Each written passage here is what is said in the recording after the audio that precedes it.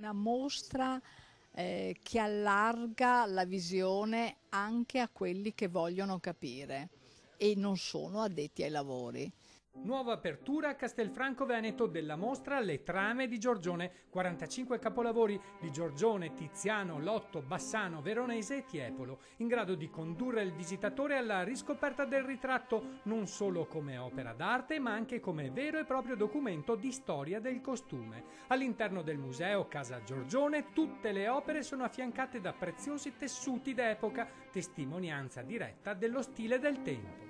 Certo, è una mostra che parla di trame, quindi è una mostra che mette in primo piano accanto al ritratto la manifattura tessile veneta, quindi che parla di trame tessili, oltre che di trame da dipanare, che sono appunto quelle legate alle opere di Giorgione, molto spesso interpretate come non sono. Dalla casa museo all'attiguo Duomo che custodisce la famosa pala del Giorgione, l'esposizione si snoda nei luoghi simbolo del pittore castellano per una mostra itinerante. La torre civica, lo studiolo dove si riunivano in segreto alcune famiglie aristocratiche di Venezia, casa Costanzo, casa Barbarella e il piccolo teatro, un vero gioiello del Settecento. Il fulcro, il luogo della cultura cittadina. Questa vuole essere una mostra che valorizza tutti i luoghi culturali della città. In questi ambienti raffinate aziende tessili offrono al visitatore l'opportunità di ammirare l'eredità contemporanea della celebre